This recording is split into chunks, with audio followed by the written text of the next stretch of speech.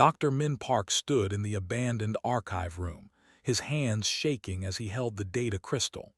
The room was dark except for the blue glow of his scanner.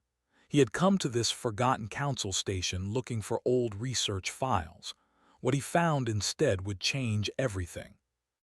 The crystal contained files that were supposed to be deleted centuries ago.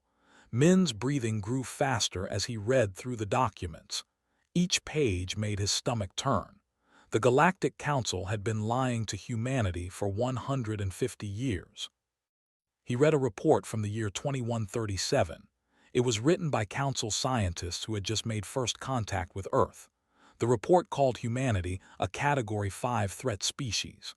According to their measurements, humans were the most dangerous civilization they had ever discovered. Not because humans were violent, but because they were too creative, too stubborn, and too unpredictable. The Council had three choices back then. They could destroy Earth, they could quarantine the entire solar system, or they could do something much more clever. They chose the third option. The plan was simple but cruel. The Council would pretend to welcome humanity. They would offer friendship and technology, but everything they gave to humans would be broken on purpose. The faster-than-light drives they provided to Earth worked at only 10% of normal speed. This meant human ships were slow compared to other species. Humans thought they were exploring the galaxy, but they were really crawling. The colony worlds offered to humanity were even worse. Min read reports describing these planets as resource-depleted strategic dead zones. The Council had already mined these worlds dry. They gave them to humans like poisoned gifts. Earth sent millions of colonists to worlds that could barely support them. Even the translation technology was sabotaged. The devices made humans sound less intelligent when they spoke to other species. Every time a human diplomat talked to the Council, the translator changed their words just enough to make them seem simple-minded. No wonder the other species treated humans like children. Min everything onto his personal drive. His heart pounded as he deleted his access logs and left the station. The entire flight back to Earth took 3 weeks. 3 weeks of reading through file after file. 3 weeks of realizing that every human achievement in space had been carefully controlled. When his ship finally docked at Luna Station, Min went straight to Commander Wu's office.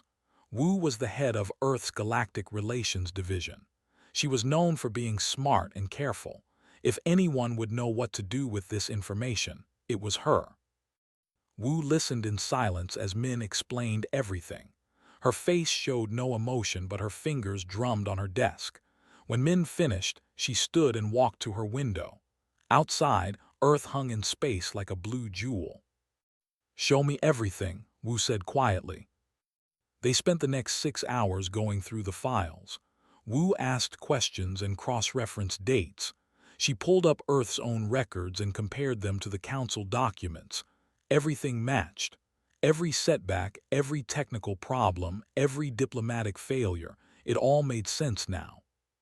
"They played us," Wu said finally. "For 150 years they played us like fools." Min nodded. "What do we do?" Wu turned away from the window. Her eyes were hard now. "We need to tell Ambassador Jin, but first I need to check something." She walked to her computer and entered a series of passwords. Min watched as she accessed files marked with the highest security clearance. These were files even he had never heard of. "What are those?" he asked. "I'm not sure," Wu admitted. "I've had clearance to see them for years, but I never looked. They're labeled Last Protocol. I always thought it was just old Cold War paranoia. But now—" The files opened. Min leaned forward to read them. His eyes went wide. The Last Protocol had been created 200 years ago by Earth's best scientists and military leaders. Back when the Council first made contact, some humans were suspicious. They didn't trust the aliens completely, so they created a backup plan. If humanity ever discovered betrayal, if they ever learned the Council was not really their friend, the protocol would activate automatically. And according to the computer screen in front of them, The protocol was already active. It had started the moment Min accessed those files on the council station. "What does it do?" Min asked. Wu scrolled through the files. "I don't know all of it. The files are compartmentalized, but look at this, hidden facilities all over the solar system, secret research projects, something called the Shadow Fleet, and these," she pointed at the screen, "Ark ships, 50 of them." Ark ships? Colony vessels, built in secret over the last century and a half. Each one can carry 1,000,000 people. Wu's voice was filled with wonder. They knew.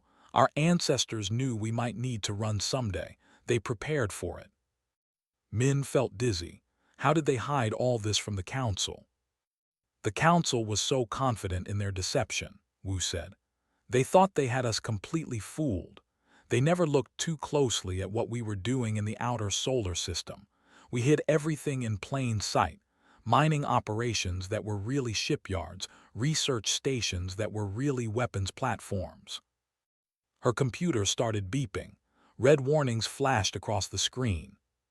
"What's happening?" Min asked. Wu read the messages quickly. "The protocol is sending out activation codes. Facilities across the solar system are waking up. Military units are being mobilized. Scientists are being recalled from council space." She looked at Min. "The protocol isn't just a plan. It's happening right now." "Can we stop it?" "I don't think we're supposed to stop it," Wu said. "The people who created this knew what they were doing. They knew that if we ever found out the truth, we'd need to act fast. The council won't let us go peacefully." Min walked to the window and looked at Earth. Somewhere down there, millions of people were going about their normal lives. They had no idea that everything was about to change. "We need to tell everyone," he said. "Not everyone, not yet." Wu closed her files. "First, we tell Jin and the Security Council. Then we tell the military leaders. We need to be ready. When the council realizes what's happening, they'll come for us." "Will we be ready in time?"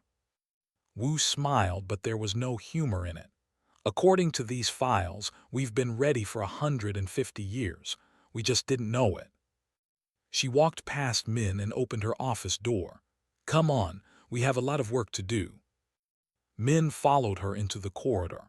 Behind them, Earth turned slowly in space, unaware that the galaxy was about to discover humanity's greatest secret. They had been underestimated. They had been deceived, but they had never been unprepared. The last protocol had begun.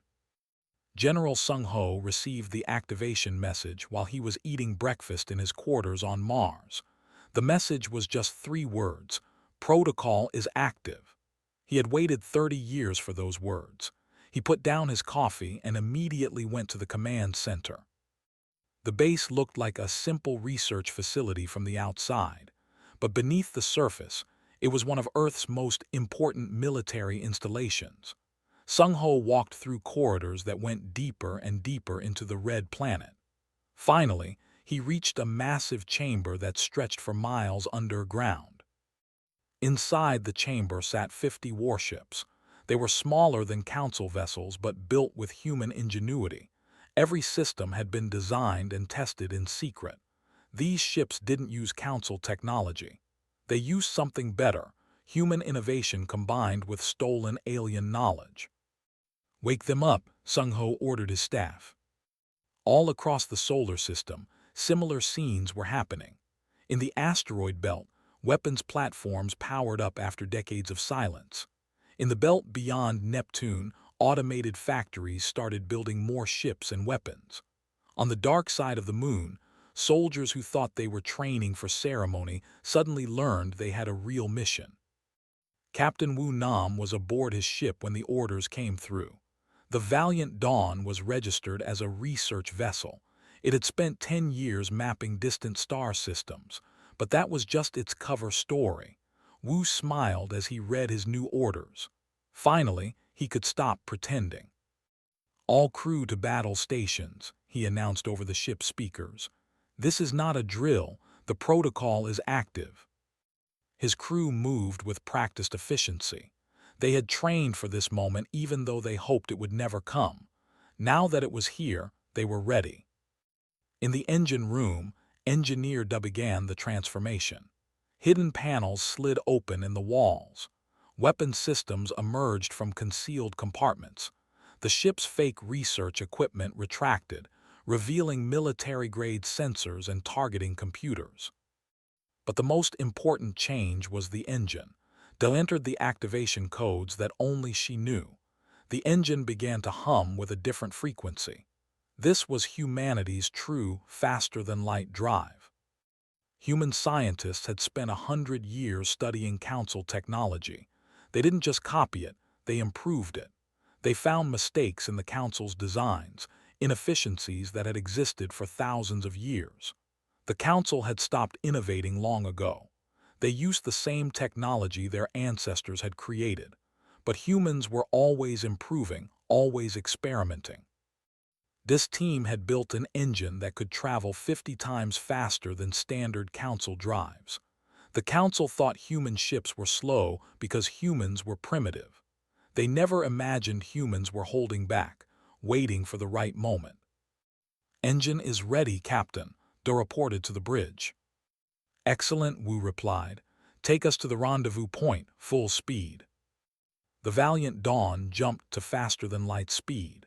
The journey that would have taken a Council ship 3 months took them only 2 days. Back on Luna Station, Commander Wu met with the Security Council. The room was filled with the most powerful people in human space. They sat around a table looking at holographic displays showing the entire solar system. "The Council's monitoring stations are already detecting unusual energy readings," Wu explained. "They'll send ships to investigate.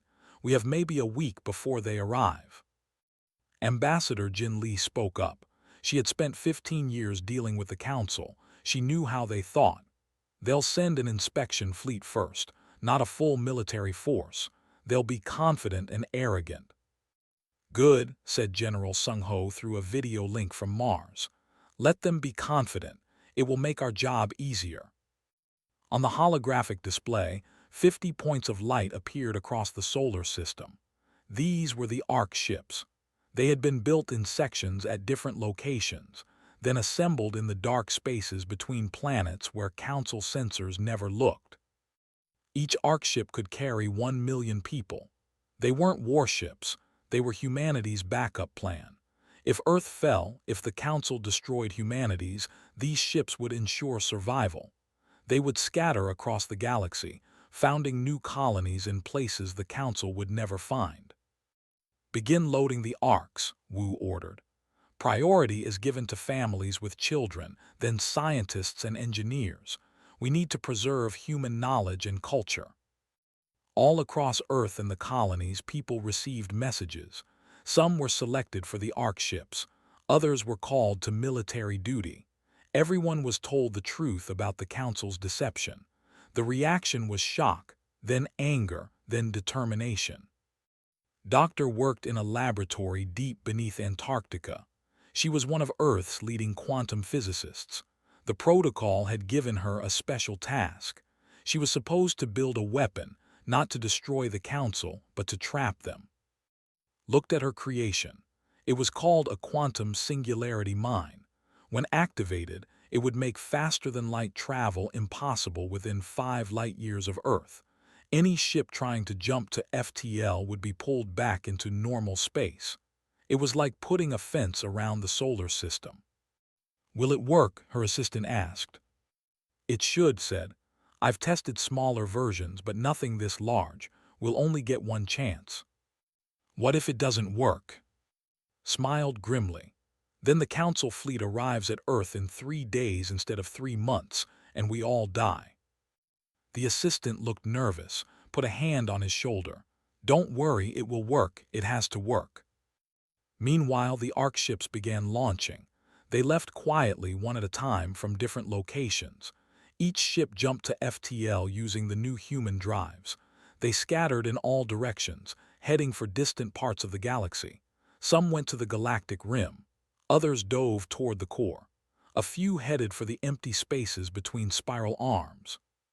Captain Minhan commanded Ark Ship 1 called New Dawn. She sat in the captain's chair as her ship jumped to FTL. Behind her, 1 million colonists slept in suspended animation. They were heading for a planet 15,000 light-years away. The Council thought it would take decades to reach. Mint's ship would be there in 6 weeks. All systems are stable, her navigator reported. Course is locked, no pursuit detected. Min allowed herself a moment of relief. Her ship was away. Even if everything else failed, her colonists would survive. Humanity would survive. Back in the solar system, General Sung-ho watched his displays as more Ark ships departed. 45 were away now. Only 5 remained. They needed more time. Council fleet detected, an officer announced. 200 ships, they're approaching fast. Distance? Sung-ho asked. They're attempting FTL insertion now. Sung-ho looked at the clock. His weapon needed to be activated in exactly 30 seconds. If it worked, the Council fleet would be pulled out of FTL far from Earth. If it didn't work, they would arrive in hours and humanity would have to fight with only partial preparation. 20 seconds, the officer counted down. 15, 10. Sung-ho held his breath. 5, 4, 3, 2, 1, 0. Across the solar system, quantum singularity mines activated simultaneously. Space itself rippled and twisted. 5 light-years away, the Council fleet suddenly dropped out of FTL. Alarms blared on their ships. Their engines wouldn't restart. They were stranded in normal space. It would take them 3 months to reach Earth using regular engines. 3 months for humanity to prepare. It worked, Sung-ho said quietly. Then louder, it worked. Launch the last 5 arcs. Mobilize all Shadow Fleet units. Send a message to the Council fleet. What should the message say, sir? Sung-ho smiled. Tell them that we know. Tell them that the game is over. Tell them that humanity will not be caged anymore. The Galactic Council chamber was in chaos. Representatives from 40 species shouted at each other across the circular room. At the center stood Ambassador Jin Lee, the first human to ever address the full council without a translator filtering her words. She had disabled the translator device before entering. The council would hear her real voice for the first time in 150 years. You lied to us, Jin said. Her voice was calm but hard as steel. From the very beginning you lied. Vex rose from his seat. He was a reptilian creature, tall and covered in green scales. He had been on the council for 300 years. He was one of the architects of humanity's containment. We protected you, Vex said. His voice was smooth and cold. We protected the galaxy from you. Do you know what we saw when we first observed Earth? We saw a species that went from industrial revolution to nuclear weapons in barely a century. We saw beings who fought wars that killed millions over ideas and resources. We saw potential without restraint. So you decided to cage us, Jin replied. You gave us broken technology. You sent us to dead worlds. You made us sound stupid to everyone else. We gave you peace, Vex insisted. Without our guidance, you would have started wars across the galaxy. You would have died or destroyed others. We saved you from yourselves. You had no right, Jin said. You treated us like children, like pets. You decided what we could and couldn't do. You stole 150 years of progress from us. Another stood up. This one looked like a floating jellyfish made of light. What is done is done. The question now is what happens next. Your species has activated unknown weapons. You have trapped our fleet. You have violated a dozen council laws. Your laws, Jin said. Not ours. We never agreed to laws that were designed to keep us weak. Vex's eyes narrowed. You are one species among 40. You are new to the galaxy. You cannot stand against the council. Can't we? Jin pulled out a data pad and held it up. This contains everything. All the files showing your deception, all the evidence of your sabotage. I'm broadcasting it right now to every world in council space. Everyone will know what you did. Not just to us, but to everyone. Tell me, Vex, are we the only species you've manipulated, or are there others? The chamber went silent. Vex sat down slowly. Jin had asked the right question. That's what I thought, she said.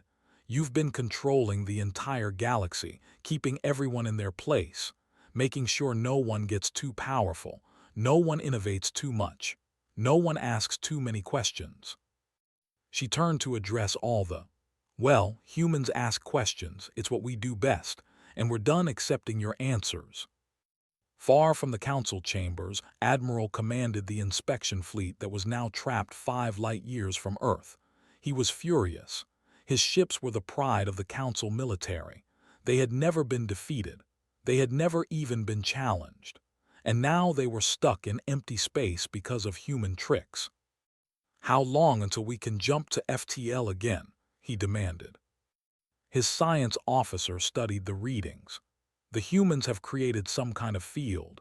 It's disrupting space itself. We can't engage FTL drives while inside it. We'll have to travel through it using normal engines. How long? 3 months, sir. Maybe less if we push the engines hard. 3 months, wanted to smash something. Then push them hard. I want to reach Earth as fast as possible. These humans need to learn their place. His tactical officer spoke up nervously. Sir, they had to know we were coming. They had time to prepare this trap. What else might they have prepared? They're humans, said dismissively. Yes, they have some clever tricks, but they're still primitive. 200 council warships against whatever pathetic defense they've cobbled together. It won't even be a fight. But sir, their technology is inferior, interrupted. We've kept them weak. We've controlled their development. The worst thing they can do is delay us, nothing more. But even as he said it, felt a small doubt. The humans had hidden this trap from council sensors. What else had they hidden? Back on Earth, Commander Wu stood in the Orbital Defense Center.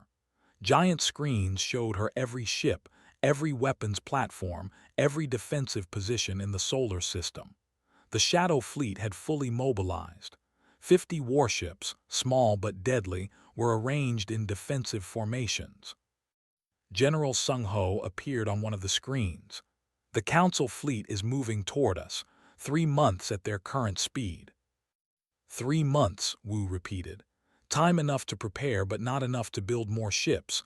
We'll have to fight with what we have. The Arcs, Sung Ho asked. All 50 launched successfully. The Council will never find them. Even if Earth falls, humanity survives. Good, that was always the primary mission. Sung Ho paused. But let's try not to let Earth fall. Wu smiled slightly. Agreed. How are the defenses coming? Orbital platforms are fully armed. The automated drone swarms are ready. Every factory in the asteroid belt is working at maximum capacity. We'll have maybe 1,000 drones by the time they arrive. Against 200 warships, Wu said quietly. Yes, but our ships are faster, our drones are smarter, and we have home advantage. They have to come to us through defensive positions we've had decades to prepare. Doctor joined Wu in the command center. She looked tired but satisfied. The quantum mines are stable. I can maintain the field for 6 months if needed, maybe a year. Will we need it that long? Wu asked. Shrugged, depends how badly we damage their fleet. If we hurt them enough, they might retreat. If not, she didn't finish the sentence. Captain Wu's face appeared on another screen. Shadow Fleet reporting ready for combat. All ships are armed and positioned.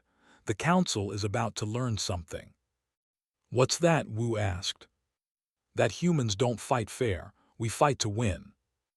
Across the solar system, weapons that had been hidden for decades were brought online. Missile platforms in the asteroid belt locked onto projected approach vectors. Rail guns on the moon charged their capacitors. Satellites in Earth orbit deployed attack drones. Even civilian ships were being armed with whatever weapons could be mounted. Every human who could hold a weapon was being trained. Every factory that could build something useful was converted to military production. Earth had never mobilized like this, not even during the worst wars of human history. This was total war, survival war. Ambassador Jin returned from the council chambers. She found Wu in the command center and sat down heavily. "How did they react?" Wu asked. "Badly," Jin said. "Vex basically admitted everything. He tried to justify it, said they were protecting the galaxy. The other are scared, some because they're afraid of us, others because they're afraid of what we revealed about the council." "Will any of them help us?" "No, but some might not help either. We're causing division in the council, that's something." Wu nodded. "Every little bit helps. In 3 months we're going to need all the help we can get." "Do you think we can win?" Jin asked. Wu looked at the screens showing Earth's defenses. Then she looked at the screen showing the approaching council fleet. The numbers weren't in humanity's favor. "I think we can survive," Wu said finally. "We've already won in a way, the arcs are away, the truth is out. The council can never put us back in a cage, but can we win the battle for Earth? I don't know, I really don't know." "Then we'd better make sure we do," Jin said, "because I'm not ready to lose my—" Out in space, pilot Jinho Lee sat in his fighter cockpit. His ship was part of the Shadow Fleet's fighter wing. It was called a Raptor class, small and fast and deadly. Jinho had trained for 10 years in this ship. He knew every system, every weapon, every trick it could perform. Now he would finally get to use it in real combat.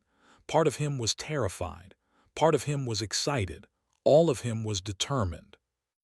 "All pilots, this is Commander Nam," Wu's voice came through the speakers. "In 3 months, the Council fleet arrives. We will show them what human pilots can do. We will show them that speed and skill beat size and numbers. We will show them that humanity cannot be defeated." Jinho checked his weapons one more time. His fighter carried missiles that could punch through Council armor. It had cannons that fired rounds at relativistic speeds. And it had one more thing, a human pilot who would never give up. "Ready to fight," Jinho reported along with hundreds of other pilots. The countdown had begun. 3 months until the battle that would decide Earth's fate. The asteroid belt became a graveyard of metal and fire. Admiral had sent his fighter squadrons ahead of the main fleet. He wanted to clear the way and test Earth's defenses. It was the worst mistake of his military career. Pilot Jinho Lee flew his Raptor through the chaos. Council fighters were bigger than his ship, with heavier armor and more powerful weapons. But they were also slower and less agile, and their pilots had never faced an enemy that fought like humans. "Break left, break left," Jinho shouted to his wingman as Council fire streaked past them. The 2 human fighters split apart, forcing the Council fighters to choose a target.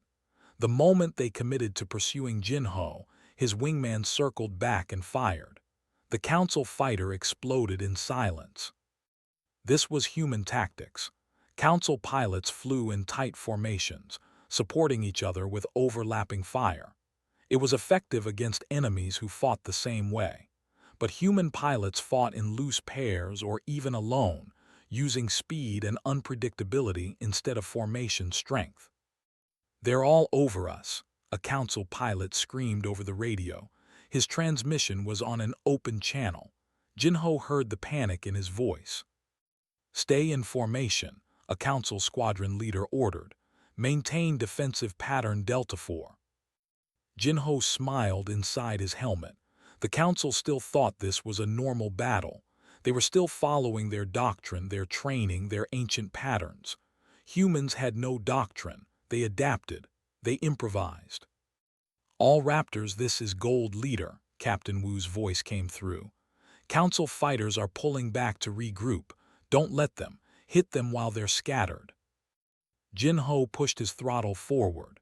His fighter accelerated to speeds that would have crushed a Council pilot with gravity forces. But human pilots trained in high-gravity centrifuges. They could handle more force, more stress, more punishment. He caught up to 3 Council fighters retreating toward their main fleet. They didn't even see him coming. His missiles took out 2. His cannons destroyed the third. Then he was past them, rolling away before their escorts could target him. The battle lasted 6 hours. When it ended, 60% of the Council's advance fighters were destroyed. The humans lost 30 fighters out of 200. The asteroid belt was filled with debris from both sides. Admiral stared at the reports in disbelief. How? They're primitives. Their technology is inferior. His tactical officer spoke carefully. Sir, their technology might be inferior, but their tactics are superior. They don't fight like any species we've encountered. They take risks that no rational pilot would take. They break every rule of standard combat. Then we adapt, said. We've fought for 10,000 years. We can handle one species of barbarians. But in his heart was no longer certain. Meanwhile, far across the galaxy, Captain Minhan stood on the bridge of the New Dawn and looked at her new world. It was beautiful, blue oceans, green continents, white clouds. It looked almost like Earth. Final scan complete, her science officer reported. Breathable atmosphere, rich mineral deposits, native life but nothing intelligent, no signs of Council presence or previous colonization. Min allowed herself a moment of pride. 6 weeks from Earth to here. The Council said it would take years. Human innovation had made them faster than the galaxy's oldest civilizations. Begin landing operations, Min ordered. Deploy the rapid construction teams first. I want a functional colony established within 1 week. The New Dawn's cargo bays opened. Thousands of construction drones flew out, each carrying prefabricated buildings and equipment. Behind them came the colonists, waking from suspended animation and seeing their new home for the first time. Human colony doctrine was different from the Council's approach. The Council took years to establish a colony, building slowly and carefully. Humans built fast and expanded quickly. Within days, the first settlement had power, water, food production, and defensive positions. On another world halfway across the galaxy, scientist Dongwu Xin made a discovery that would change everything. He was studying the faster-than-light principles that human engineers had developed. As he compared them to Council FTL technology, he realized something incredible. The Council has been using the same FTL designs for 5,000 years, Dongwu said to his team. They haven't innovated at all. They found something that worked and stopped improving it. But why? A colleague asked. Because they could afford to, Dongwu explained. They had no competition. No one challenged them. They became comfortable, lazy, while humans kept pushing, kept testing, kept improving. He pulled up calculations on his screen. Look at this. Their FTL works by brute force pushing through space. Our system works with space flowing through natural channels. It's more efficient, faster, and uses less energy. We didn't just copy their technology. We understood it better than they do. The implications were staggering. Humanity had been in space for barely 2 centuries. The Council had been traveling the galaxy for, yet human technology was already superior in key areas. Given time, humans would surpass the Council in everything. Back in the solar system, the Council fleet finally reached weapons range. Admiral ordered his ships into attack formation. He had 200 warships against Earth's 50. The numbers should guarantee victory. All weapons prepare to fire, commanded. Target the orbital platforms first. Once they're destroyed, we'll bombard the military installations. The humans will surrender when they realize resistance is futile. But Commander Wu had no intention of making it easy for him. Activate defense grid, she ordered. Release the drones. All Shadow Fleet ships engage at will. Suddenly, space around Earth came alive. Thousands of automated drones swarmed out from hidden positions. They were small, hard to target, and each one carried enough explosives to damage a Council ship. The drones didn't fly in formation. They attacked from all directions at once. Council point defense systems tried to shoot them down. They destroyed hundreds of drones, but thousands more kept coming. The Council ships started taking damage. Shadow Fleet attacked their flanks, General Sung Ho ordered. Captain Wu led his ships in a slashing attack against the Council formation. The human ships were outnumbered 4-1, but they were faster and more maneuverable. They struck and retreated before the Council ships could respond effectively. Pilot Jin Ho led his fighters in suicide runs against Council carriers. The carriers were massive ships, slow and vulnerable to fast attackers. Jin Ho's squadron destroyed 3 carriers before the Council adapted their defenses. The battle raged for days. Neither side could land a decisive blow. The Council had more ships and heavier weapons, but humans had better tactics and were fighting for their. The Council wanted to punish humanity. Humans wanted to survive. There was a difference in motivation. On the 5th day of battle, something unexpected happened. Captain Wu's ship, the Valiant Dawn, managed to get close to Admiral's flagship. Wu knew his ship couldn't defeat a flagship in direct combat, but he didn't need to defeat it. He just needed to disable it.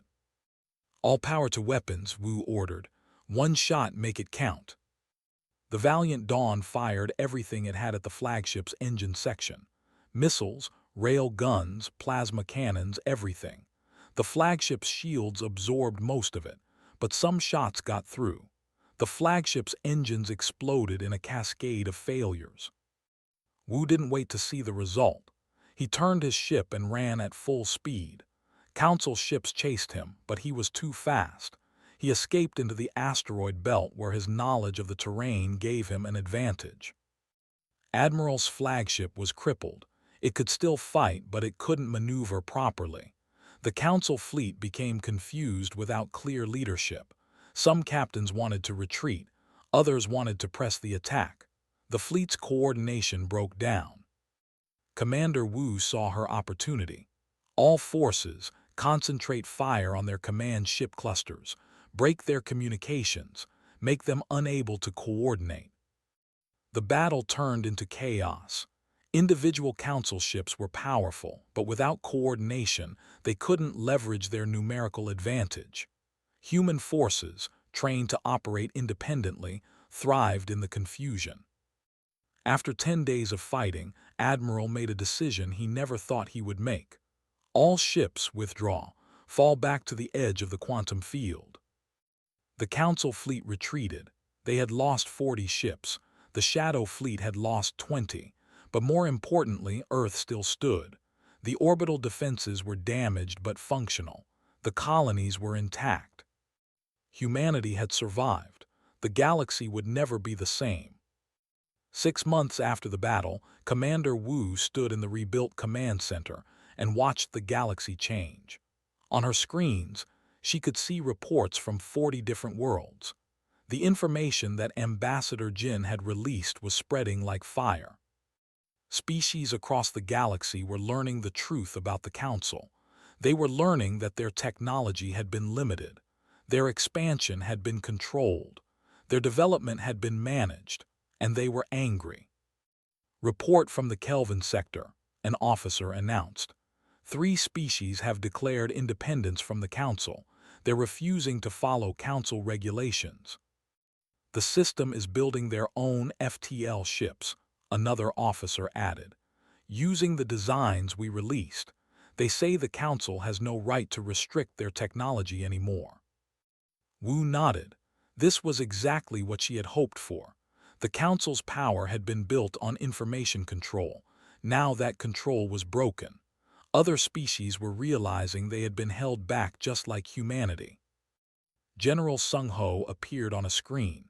He was still on Mars, coordinating the rebuilding of the Shadow Fleet. "The Council is in chaos.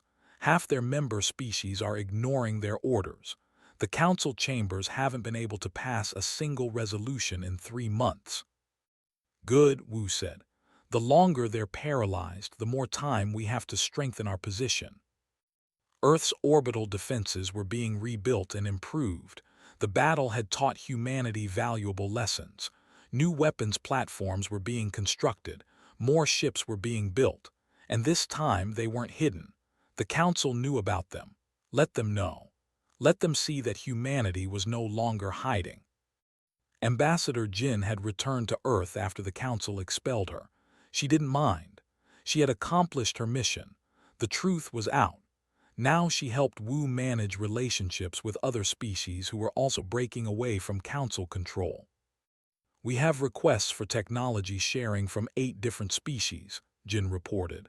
They want our FTL designs, our weapons technology, our colony methods. And what do they offer in return? Wu asked. Alliance, trade, military cooperation against the Council if needed. Wu considered this carefully.